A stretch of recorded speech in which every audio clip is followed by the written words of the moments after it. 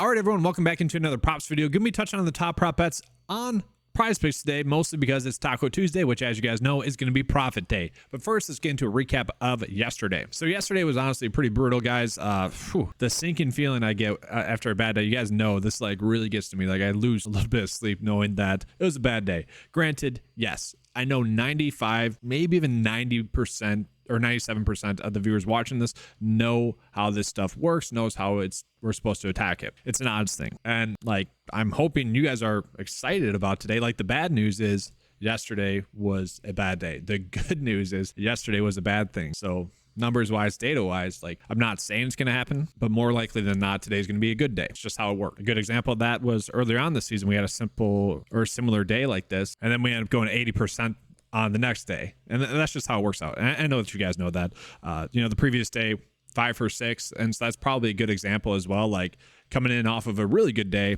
no shock that yesterday was not as great. And all in all, I think if De'Aaron Fox isn't ruled active in that game, these two probably hit. They end up blowing. The Kings end up looking really good, blowing out the Cleveland Cavaliers. Thus, these players did not get their, full allotment of minutes. I do think if they do get those minutes, they probably get there. This game, these games, Vegas got wrong as well. It's going to happen. But yeah, it's always weird after one of those days. Like it really sucks when it happens. But at the same time, I get so excited for the next day because bad days are going to happen. We know that. But all in all, that typically means that we're going to have a good day coming up, whether it's today, whether it's tomorrow. That's just how the numbers work when you're chasing positive EV bets. And yes, I know I'm most likely preaching to the choir there, but I just feel bad for the 5 to 3% of people that don't really get how it works. And honestly, it just sucks when a bad day does happen. But yes, looking at today, guys, today we have a big slate, and we already are getting some fantasy score props, which is great. We'll be able to properly gauge today's slate. And so I actually want to start with the Miami Charlotte game here, because I noticed that we already had some fantasy score props for it. So the game over and under for this game is set at 223.5 and a 5-point spread favoring Charlotte, or favoring the Heat. Looking at the injury report, we know that they're going to be without Tyler Hero. They better be. Like, the NBA reporting has been trashed thus far this season, and it is NBA. Like, players can be ruled out and then be active the next game. That stuff does occur. But Caleb Martin is out as well, and then we also have Josh Richardson, currently a game time decision. I'll touch on that in a second. Looking at the Charlotte Hornets, Rozier is out, and Cody Martin is still out as well. We also got to see the news on Brandon Miller and Gordon Hayward. If those two are out, we're going to see like PJ Washington, LaMelo Ball, and probably Mark Williams step up into a higher usage role. And just real quickly, not to bounce back to it, but man, if Dalton Kincaid doesn't score a touchdown yesterday, like if any other Bills player scores a touchdown, it's a good day. It's just funny how one little play like that really changes the whole day. But looking at the props that we have for Miami, we have some seemingly pretty darn good ones as it sits right now. Now, I'm going to assume this one for Jimmy Butler is not going to be there by the time you guys are able to place bets. Okay, the average sportsbook line currently has his rebounds at 6.3. PrizePicks and Underdog are lagging, having it at 5.5. That is seemingly a good bet. I also want to touch on the fantasy score prop for Kyle Lowry. His points, rebounds, and assists was the first prop that stood out to me today. And finally, guys, we have a prop bet that I see on paper being a good one, and the data is also agreeing. If you guys have been watching the videos the past 3 days, that's been the extremely annoying part, is that what the data was saying and what I was thinking was not matching up. It is just super frustrating. And so I do think we need to take a peek at the injury report real quick. So yes, Tyler Hero, Caleb Martin out. Josh Richardson expected to be active in this game. He did start at point guard yesterday or last game for them with Kyle Lowry out. Kyle Lowry's back. This is going to be a good matchup for Kyle Lowry. Drew Smith had been someone that was getting some minutes with Kyle Lowry out, and just in general, I don't think we're really expecting him to get too much or too many minutes in this game. But with Hero off the court, we have seen Duncan Robinson get a lot more run. He's the #1 minute getter. And then you look at it, it goes Bam, Jimmy, Jaime Jaquez, who I'm still mad we haven't got props for just yet. Like, gosh, the annoying part about PrizePicks and Underdog. And then Kyle Lowry is going to be next on the minutes, okay? Kyle Lowry, you look at his per 36 production with Hero off the court, averages an 8.6 bump in usage, which is huge. Averages 13 more fantasy points per 36. Averages 8.8 more points, 2.3 more rebounds, slightly less assists, 1 more turnover, but also when you combine a block and steal, averages 1 of those. Gets 4 more field goal attempts as well, which obviously leads to him being able to make more points. So all in all, I would say that yes, the line that we are getting on Kyle Lowry feels like it's too low. Now, I do want to take a peek at his projected minutes just to make sure. So we go ahead and click. And I don't love the fact that the projection data doesn't like the over here. Typically speaking, we want this to all line up. Average sportsbook line is telling us to bet the over. I want the projection data to tell us the over as well. All in all, I think the projection data hasn't caught up to his role, and this could be why. Only 24 minutes. I doubt that. I just don't see that happening. I see him getting probably at least 30 in this game. Now, the game needs to be close, but he's gotten 30 minutes in every single game. So to me, I think we can safely bet the over. And if anything, he's going to be closer to 35 minutes. Now, we look at some of the other props. We do have Duncan Robinson, guys. Duncan Robinson is going to be interesting. We are seeing that the data is kind of telling us to bet the under. Underdog has already bumped it down 0.5 because of that. And so I'm guessing that PrizePicks is going to do that as well. His per 36 production with here off the court is pretty high. I mean, 16.6 points, 4.7 rebounds, 2.8 assists. So pretty darn good there. He's averaging 14.5 shot attempts, 8.3 or 8.7 three balls shot as well. Now, I do want to point out his last game was a very good game, and that was coming in off of a poor night shooting. You know, typically speaking, with guys that are volume shooters, guys that are basically on the court to make threes, I typically like to roll with them coming in off of a poor night shooting. And so it was no shock, especially against the Spurs, that he had a good night shooting, and really just a good night in general. We're not expecting that to occur again. At the same time, I do think we can expect him to get a decent amount of minutes in this one. And so all in all, I don't really want to touch his points, rebounds, and assist prop. I would say, yes, the likelihood is going to be that he's going to have the under. And maybe if we had a made three balls prop on him, I'd rather go with that. But all in all, don't love it. Not touching Jimmy Butler for his fantasy score feels a little bit too thin. And I do want to mention, like, Bam. Bam has been crushing it, guys. This is a seemingly easy matchup for Bam. I'm a little bit surprised that the data is telling us to bet the under there, because he has been crushing, especially with Hero off the court. Like, that has been something that has correlated for whatever reason. Like, look at Bam's production with Hero off the court. He's averaging 7.8 more fantasy points per 36 with him off the court. And we can project him to get that many minutes. It's a good matchup against Charlotte. So I don't mind that in a game stack. Like, if we can find another bet to run back with Charlotte, I'd be fine with that. So let's actually go ahead and take a peek at Charlotte. And so looking at it, we got a interesting one, three balls made, and I've been hesitant to add this in there just because I feel like these can be a little bit fluky. The way I want to use three ball props in terms of giving you guys out picks is really when someone is coming in off of a poor night shooting or a high scoring game, but also, like, if they're coming in off of poor night shooting, chances are they're going to kind of regress back to the mean. Again, kind of that's all we're doing. We're playing the data. And so that's how I want to use that. And so let's actually take a peek at LaMelo Ball for that one. I should note, difficult matchup for Charlotte. LaMelo Ball, though, he has been shooting a lot of three ball attempts. So this is seemingly a pretty good one, I would say. Maybe gets bumped, but his production has pretty much correlated with Terry Rozier being off the court, where he's soaking up a much higher usage rate. If Gordon Hayward were to sit in this game, and he's projected to play, as is Brandon Miller, so I don't think we're worrying about that too much. But if one of those two were to sit, I think we'd see a lot more usage than go to LaMelo Ball. That being said, he is getting a lot of shot attempts up, right? So I don't mind this one. And with Duncan Robinson on the court, in general, if he's playing 35 minutes and like a kind of older Kyle Lowry, that is going to make it a little bit easier for Charlotte as a team to score. So yeah, I guess I wouldn't mind this in a game stack. Going from there, we see PJ Washington under fantasy score, and then Gordon Hayward for over fantasy score, and then Mark Williams for under fantasy score. Definitely interesting there, guys. And I will say, like, if Mark Williams is getting his under fantasy score, I think that just increases the likelihood of Bam getting his over fantasy score. So I do think we have a pretty good stacking opportunity here. Let's touch on all three of those. So to me, PJ Washington has been one of the bigger letdowns, honestly, this season, especially with Terry Rozier out. Like, the data tells us he gets a higher usage rate, all that stuff. He just hasn't shot the basketball well at all thus far this season. And you would have thought he would eventually figure it out. He's had like one good game. Other than that, terrible. And so yeah, all in all, maybe going against Bam a little bit. I could see betting the under, maybe going against Jimmy Butler a little bit. I could see betting the under here. Is he due to have a good game? Yes. Would it suck if it does occur tonight? Yes. But when we look at it, he has been someone that really has been struggling, especially when you consider the matchup. Washington, Dallas, Indy. You would want him to crush. Now, why has he been able to get his over fantasy score? It's because he's been getting blocks or steals and whatnot. So that is a worry to me. And so I don't know if we need to force that. Now, we do look at Gordon Hayward. He left last game while still playing 29 minutes with, I believe it was a hamstring injury. And so there is a slight caution that he could be injured again and not have a good game. That is certainly there. Although besides that game against New York, where they did get blown out as well, which could have very well been because Gordon Hayward had a bad game. Other than that, Gordon Hayward has been crushing thus far this season, especially with Terry Rozier out. So he is someone that all in all, I do think we can kind of bank on getting this over fantasy score. Like, he's been super consistent. And I would say there is some slight correlation to that of PJ Washington getting under than someone like Gordon Hayward getting his over.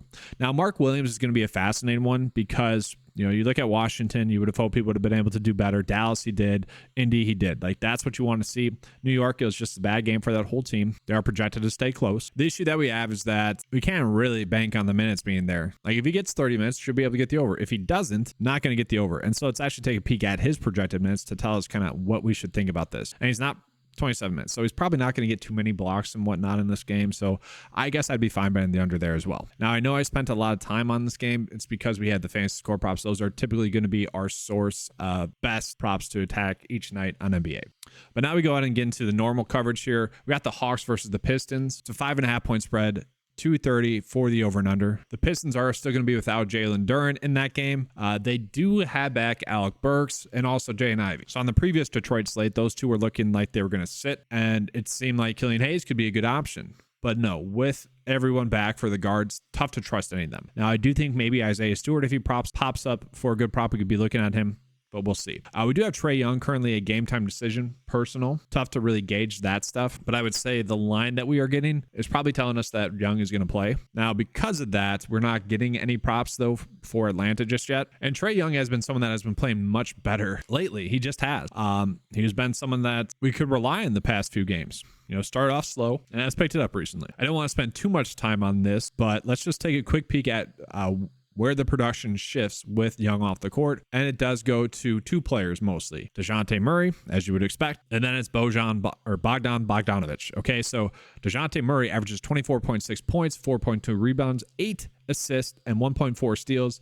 Has usage rate of 28%, which is about 6 higher. And then averages 42 fantasy points per 36 with Trae Young off the court. So I say that because this is a seemingly good matchup. You could maybe, once the lines are out, just place a bet on Murray and Bogdanovic potentially, hoping that Young sits and then you get a big edge. I don't mind doing that. It's risk reward, but obviously you can gain a big edge doing that. And then looking here, like, he's been getting about 30 minutes, guys. So you look at his per 36 production. I don't think we can project that. I think we can project around 30 minutes, but his per 36 production is 18.9 points, 3.5 rebounds, 4.9 assists, and 1.4 steals. Okay, so he is someone that has a 21% usage rate, so the second highest with Trae Young off the court. So yeah, I don't want to spend too much time on that. Let's go ahead and move on into Detroit. So another kind of fascinating one are the lines that we are getting for Isaiah Stewart. He is someone that for a while there with Jalen Duren off the court, it's like, what is going on, buddy?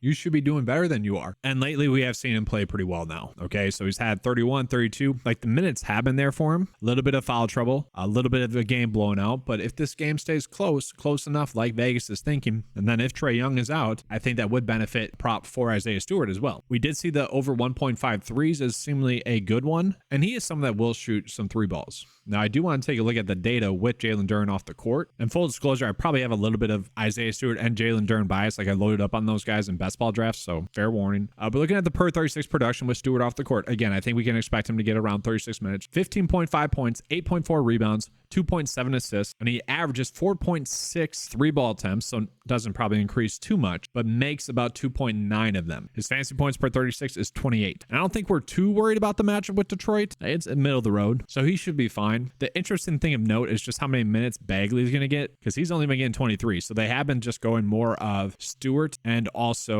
Thompson at the power forward spot. So Stewart at center, Thompson at the power forward. And he's someone that Thompson, like, maybe in a game stack we could be looking at. We do see the starting lineup. This is the starting lineup right now. Like, I think we could see that shift. And then the next prop that we saw was turnovers for Isaiah Stewart. Again, seemingly a good one, especially if he's going to be on the court that much. I don't know. I'm not a big fan of the steals and turnovers ones too much. Now, all in all, the data, again, is going to be more accurate in the long term. But to me, I personally can't gauge my expectations for those. So I can't really tell you if I agree with the data or not. That's kind of how I feel with this. Now, his per 36 numbers with Duren off the court does tell me that he averages 3 turnovers per 36, and that might come because he's just getting a little bit more usage, about 2% bump in usage. Look at the rest of the props for Detroit. You could do Cade Cunningham for over 22.5 points. Projection data, like I said, 23.5. Not terrible, not elite.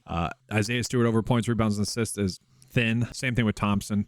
Those are all pretty thin right now. So we go ahead and move on into the next game, guys. We have the Pacers versus the Sixers. I don't think we're getting any lines. Last I looked, we're not getting any lines for Maxey and Harris. So like our free squares of Maxey and Harris, and then also we got Aaron Gordon and MPJ still. We're not getting Maxey and Harris just yet. We'll see. But looking at it, it could be because Embiid is currently a game time decision. Now, I kind of expect him to play. Kelly Oubre is going to be out, however, which also does kind of shift the dynamic of this game. And then also Batum is out. All relevant. And I say that because you look at Kelly Oubre, he is someone that had been getting a lot of minutes. Okay, kind of fell off a little bit here, but no, he's been getting a lot of minutes. And then we look at Batum, also been someone that's been getting a lot of runs. So with those two out, that's going to lead to, I just think, probably more minutes to Harris. He'd already been gaining a lot of minutes, but I think we can get him to 38 minutes in this game. And I also think it's going to lead to someone like Melton getting a little bit more run as well. He has been someone that has not been closing out games. And what's funny about that is because he hasn't been closing out games, his lines have all been extremely low and the unders have been hitting, where if he just gets the 3 or so, maybe in 5 or so extra minutes that you would expect from him, being a starter, I should say, then he would be getting the overs. And so this is definitely going to be worthwhile to look at the per 36 production. And so we look at it, guys, with Batum and Kelly Oubre off the court. Melton is 4th on the list in terms of minutes gained.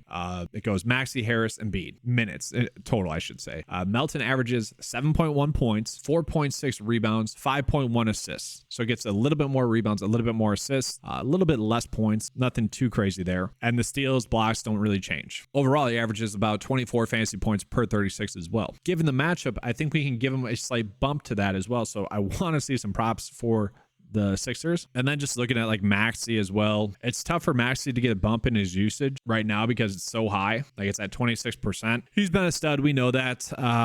My worry is that the lines will catch up today. I've mentioned the whole season now that for some reason the sportsbooks just hadn't been bumping up Maxey's production with James Harden not there. We had a full sample size last year. We had a full sample size this year. He was averaging 30 points last year with James Harden off the court and like 8 assists. And literally the lines that we were getting were like 32 points, rebounds, and assists, or 30 points, rebounds, and assists. And it just wasn't making sense. And so we've been able to crush with that thus far this season. My worry is that one, with the Joel Embiid news, we could see the line bumped up a little bit more than it should be, but also he's coming in off of an awesome game against the Pacers. That is also a little bit of my worry, is that he is coming in off of an awesome game against the Pacers. I do want to mention Tobias Harris because he is a player that we probably should be looking at. He seemingly benefits the most with Oubre and also Batum off the court. Averages 4 more points per 36. Rebounds, assists don't change, but he does average about a 5.6 higher usage rate, so like about 24%, which is pretty good, and then around 37 fantasy points per 36. So he is someone we probably will be looking at. I hope the line isn't too high. And the reason I have to phrase it like this, guys, is because I don't know where the lines are going to come out. I want you guys to be educated when seemingly these awesome spots become available, so you guys can know how to gauge whether or not you should be placing a bet or whether or not a bet is a good value. So now we go ahead and move on to the next game. We got the Magic versus the Nets, a kind of low over and under at 218.4 on average, and then a 3-point spread. I am kind of excited. I hope we get some pretty fun Nick Claxton props, fantasy score wise mostly. One, I like the matchup. Sorry, let me finish the Brooklyn Nets take. And also he got 28 minutes. He's a player I'm excited about to see this season.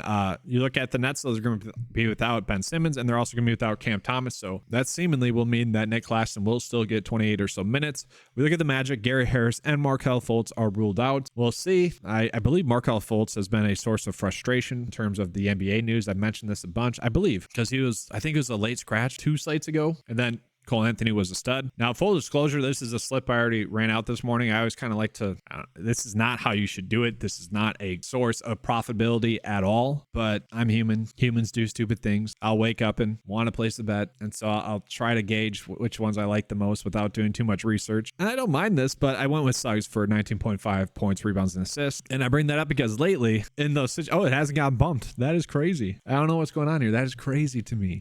It should be bumped. I don't know why it's not. Wow, this should be a good one. Let's take a peek. The data better telling us it has a 60% likelihood to hit. And for some reason it's not. Are they that worried about the matchup? This is fascinating to me, guys. Again, this is what I've been struggling with NBA lately. It's that to me, this should seemingly be a free square, but the day is actually fair in the under. And so this is a better individual bet on the sportsbooks. And when I've called these out, guys, we are, I think, 2 bets above 500 for that. And that's pretty good, where they're all favoring the under. Again, for PrizePicks, that's not going to be a source of profitability long term, but on sportsbooks where you can find an edge like that, I like that. So let's look at this. I'm just confused. So Fultz is off, Gary Harris is off. It is a low over and under, don't get me wrong. Are we worried about Spencer Dinwiddie defense? He's not playing that many minutes. You look at the per 36 production. Jalen Suggs averages 18.2 points, 5.6 rebounds, and 5 assists. Averages 32.6 fantasy points per 36. And so, yes, when we're looking at this, are we expecting Jalen Suggs to get that many minutes? It's tough to say, honestly. Like, maybe. You look at the game against Atlanta, did get into foul trouble, still crushed there. You look at the game against Dallas, that game was a blowout, only played 24 minutes. And so if this game is going to stay close, like Vegas is saying, it's tough for me to imagine him not crushing. Now, I do worry that he had 10 free throws against Milwaukee. That's not going to be something that continues. And we can't really bank on him getting 20 points, but the per 36 production says 14, and maybe we can get that. That is seemingly a great spot. And for what it's worth, it does seem to be some sort of weird correlation that with Markelle Fultz off the court, Banchero is someone that steps up. Like he averages a 6% bump in usage and averages 6.4 more fantasy points per 36. He's someone that could actually get more minutes than that. We see 38, 37, and those games are not even games that are close. With him, he averages 24.3 points, 7.2 rebounds, 6.5 assists. So I know it's a low-scoring game and kind of an ugly matchup, but again, I think I like the over here. If you just combine his points and assists, that's at 30, and you tack on 7 rebounds, we're getting a seemingly good edge. Now, maybe you bump it down because of the matchup with Brooklyn. I get that. He might be somewhere looking at fantasy score-wise. That is seemingly a good spot. Goga, I probably don't want to touch, guys. Goga, we look at his projected minutes, they're probably low, 20. Yeah, I don't want to touch that going against Nick Claxton. For what it's worth, I probably like the over on Underdog for Banchero there. Again, it sucks that the good props that we are getting, the unders are being shown as the better bets. And that's, I don't know, that's just crazy. And like Carter's off the court as well. Like we could toss that into the sample. Now we are seeing Anthony Black is projected to start. We know Cole Anthony is going to get minutes. It's going to be those three rotating in and out. Maybe Joe Ingles gets some work at shooting guard. I doubt it.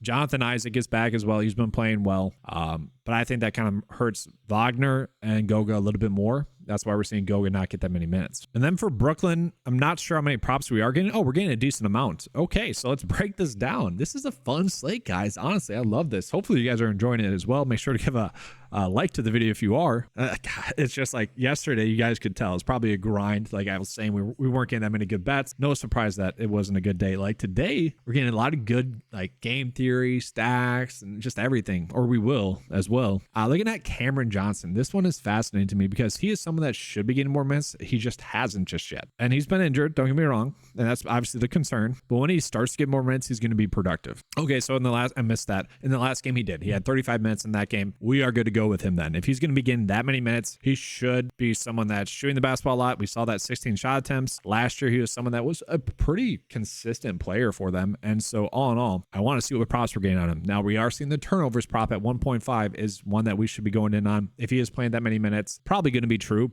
Probably a fair prop bet that you could bet the over on. I was hoping we get more 3-pointers made, 2.5. Let's take a peek at that. I don't mind that. 11 and 16. Or sorry, 4, 6. So he wasn't playing that many minutes in those games. And then 11. Yeah, if he's going to be tossing up, let's say 7 or 6 or so 3 balls, I love that. That's decent. I just shouldn't say I love that. That's decent. And then Mikal Bridges and Spencer Dinwiddie, those two are going to be two players that are tough for me to gauge. So Bridges is someone we do expect to step up into a bigger role. And it's going to be tough to look at his per 36 production because Nick Claxton's back, Cam Johnson's back. But let's just look at it with Cam Thomas and also Ben Simmons off the court because I believe he's the one that benefits the most. I just want to confirm that. Well, Cam Johnson, that's an extremely small sample size, but then it is Bridges. It gets about a 6.6 bump in his usage. His per 36 production actually goes slightly down in terms of fantasy points by 1. So I don't know. We're probably just not touching it. Dinwiddie has been so hit or miss, guys. I don't want to touch Spencer Dinwiddie tonight. Could he crush this over? Oh, we got fantasy score from him. Yes, he could. Could he also be terrible at it? Yeah, he could. I don't think I want to touch that one for him.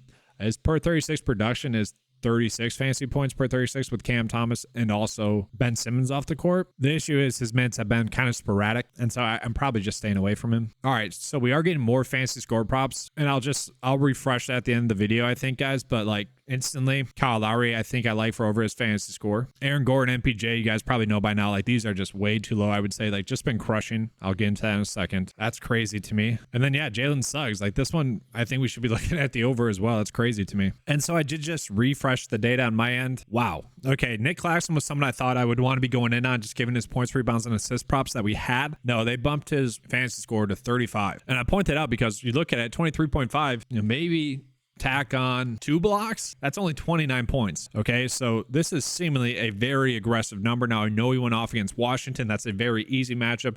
And I know Orlando, probably an easy matchup as well, but he was someone I thought we'd be looking at the over fantasy points if it was, probably at 30. At 35, maybe we are looking at the under. And that being said, like his minutes are seemingly capped right now. So, he has to do a lot of work. He has to get a lot of blocks. He has to get 3 blocks pretty much to get that over. And so that is a little bit of a concern. I could see betting the under there. We got Jalen Suggs for over 24 for a fantasy score. That is seemingly the best prop we have, which is good. I like that. Aaron Gordon, I'll just mention this real quick. Like with Jamal Murray off the court, he's averaging way over that. We'll get into that in a second. And Kyle Lowry, Gordon Hayward, we saw that. Goga, I don't know if I want to touch that. If he's going to be getting 20 or so minutes, I don't know. That just feels like a stay away. But let's take a peek at him real quick. And I'm starting to feel like I should have just made this a live stream today with how much slate breaking news we're getting. Yeah, I'm not touching that. Obviously, a more difficult matchup against Milwaukee last game, but I don't like that. Again, MPJ, we're going to bet the over there, I think. I'll touch on that in a second. Black, that's interesting. He's definitely going to get more minutes. Man, I like this slate now. I do. I know I need to go faster here, guys. Let's move on to the next game. I just want to stop and pause because awesome prop bets I just saw available. And so if you guys are watching this, you can benefit from that in real time, hopefully. Yeah, let's continue on. Spurs versus Thunder, 10-point spread, high scoring game. We got Chet Holmgren versus Wemby. Fun stuff. We do need to get news on all 3 of these players for the Spurs. Honestly, it's going to be too difficult to really predict what's going to happen with the Spurs. Right now, Sohan is currently projected to play. Kendall Johnson is as well.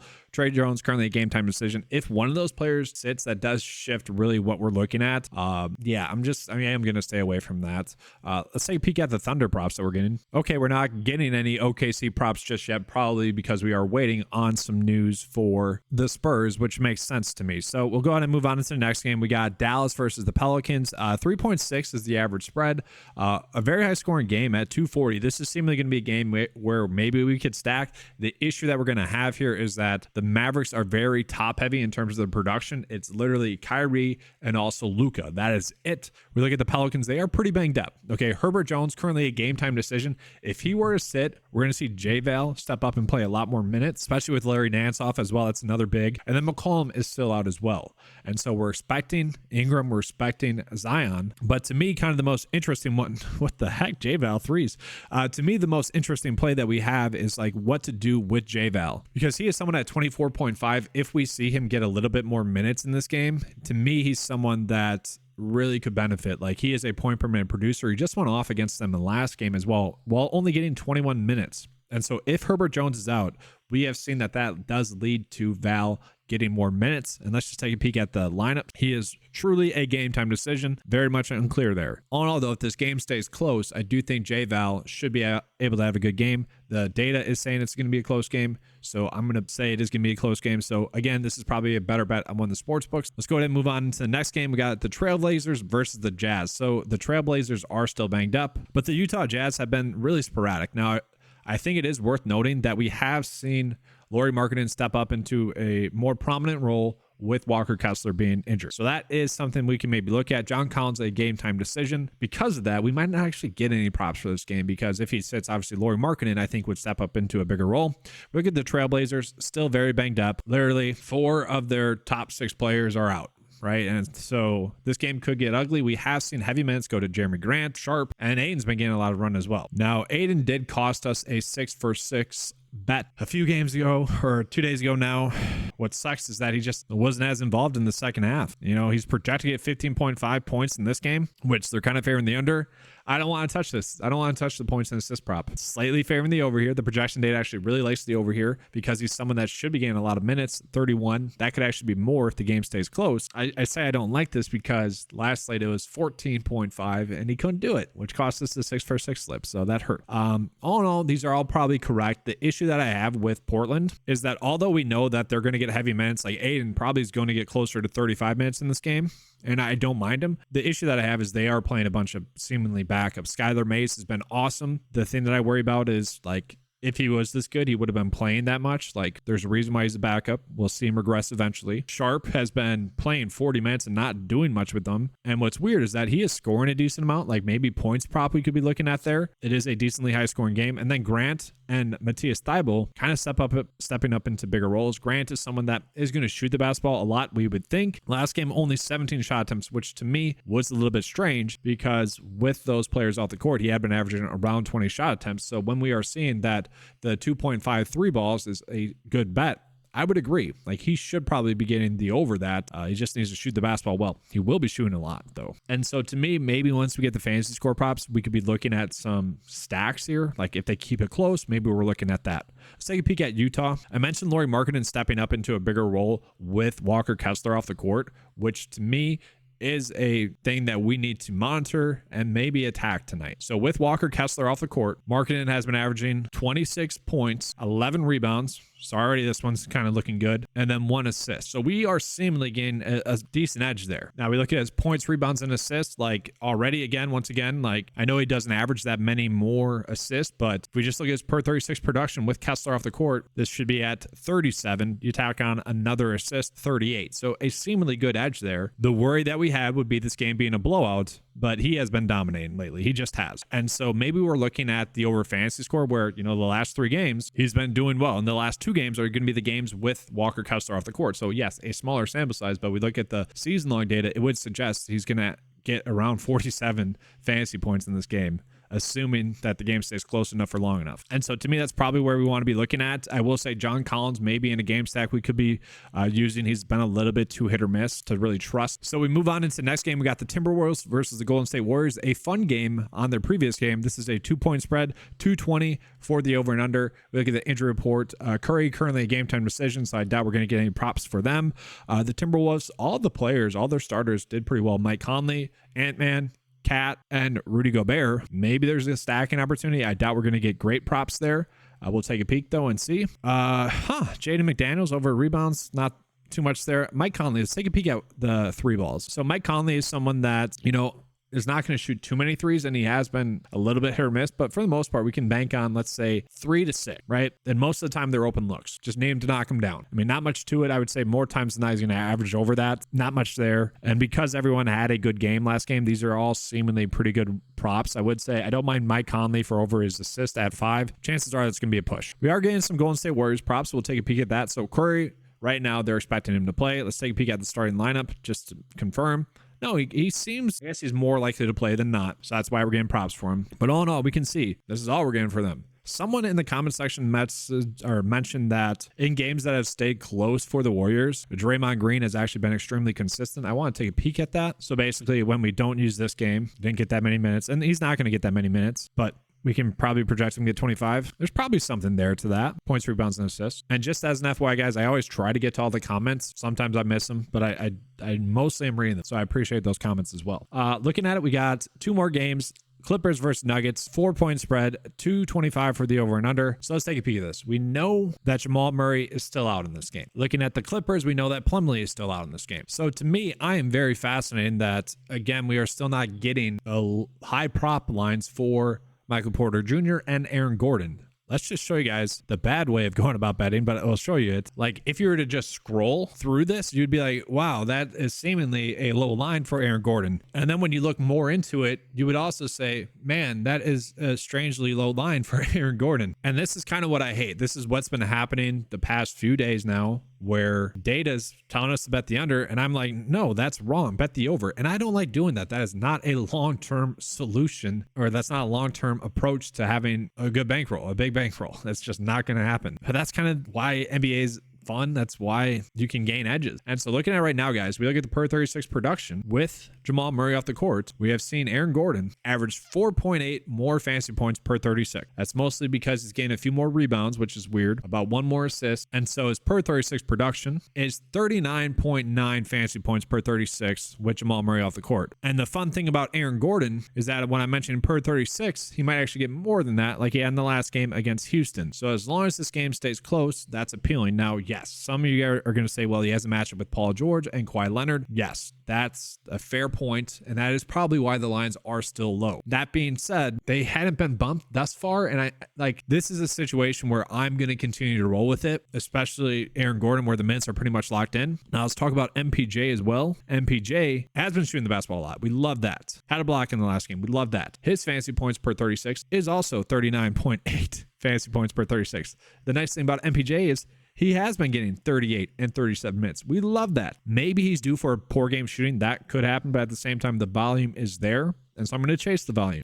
I'm just dumbfounded by why these numbers haven't corrected. And even if we go, what is it, 4 for 5? Like if they miss tonight and we go 4 for 5, I am willing to stomach that. Like we can clearly see that these lines are too low for these. If you want to do points and rebounds instead, or points, rebounds, and assists, I'm fine with that. Michael Porter Jr.'s per 36 is 23.5 points, 8.4 rebounds, and 2 assists with Jamal Murray off the court. Does average a block as well, so that's why I like the fantasy score. It just sucks that the data is telling us to bet the under because I disagree. I disagree with the projections. I disagree with the average sportsbook line. It doesn't seem like they're accounting for the per 36 production with Murray off the court. We're saying Reggie Jackson, 53% to get over 4 assists. That might actually correlate with Aaron Gordon and MPJ getting their fantasy score. I might actually, let's take a peek at that because they're just making their shots is obviously what I'm saying there. Maybe not. Probably not touching that. Let's take a peek at the Clippers. And again, like the Clippers to me, guys, I'm just staying away from them. They are too difficult to predict unless we have a good EV bets, which we're not really getting. So let's just move on. We'll get into the last game. We got the Grizzlies versus the Lakers, 5-point spread. 223 or almost 224 for the over and under. Now we do need to get news on both Anthony Davis and LeBron James in this game.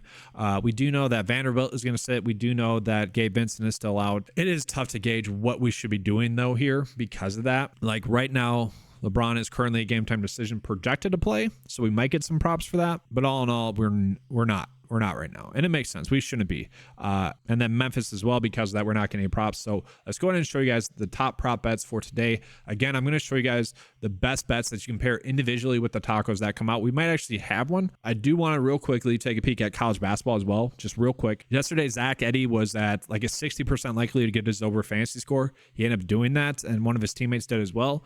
I will say this Tyson Walker one is a little bit concerning because he had a terrible game last game. I did not look into why just yet, why he had a bad game. If someone in the comment section knows why, let me know. If it was a minutes thing, foul thing, let me know. If it was just him playing terribly, let me know.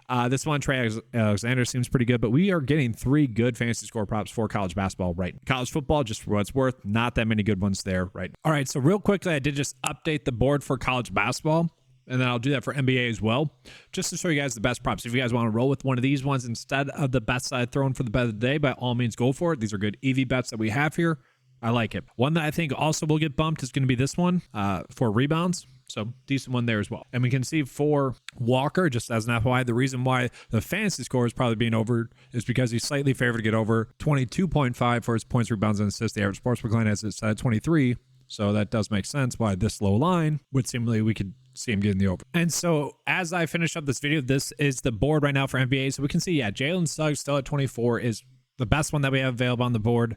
We are still seeing Mark Williams for under fantasy points at 27. Might be a little bit too high. Spencer Dinwiddie for under 6 assists. An interesting one that's basically being valued as a push. Gordon Hayward over fantasy score. I'm fine with that one still. I think that's good.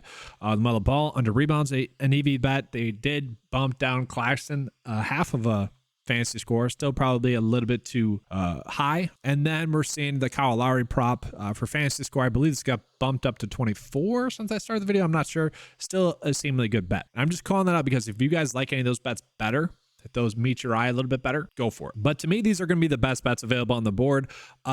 Just want to preface, like, I do think I probably have some slight bias with Gordon and MPJ just because they have been hitting for us the last 4 slate, okay? And I do think that Kyle Lowry is not being accounted for in terms of his per 36 production with Tyler Hero off. I like those a little bit better. Now, if you want to roll with Mark Williams under fantasy points, if you want to roll with Gordon Hayward over fantasy score, go with that. I'm fine with that. Then I'm going to be running out these 2 college basketball props. Just we are seemingly getting 2 big edges there for college basketball as it sits right now. Fair warning, with college basketball, the odds do change a lot more than they do for NBA. Like once an NBA line's pretty much in without any injury news, it's not going to change too much. Where college basketball, it doesn't really matter what the opening line is. We can see that stuff shift a lot. That is all. The SGA prop is out. I'm going to go ahead and pair up those props I just showed you guys individually with that prop. Make sure to give a like and subscribe to the channel, guys. Appreciate you guys being here. Sorry for the longer video today, but have a good slate. Thank you for watching, and as always, let's keep cashing.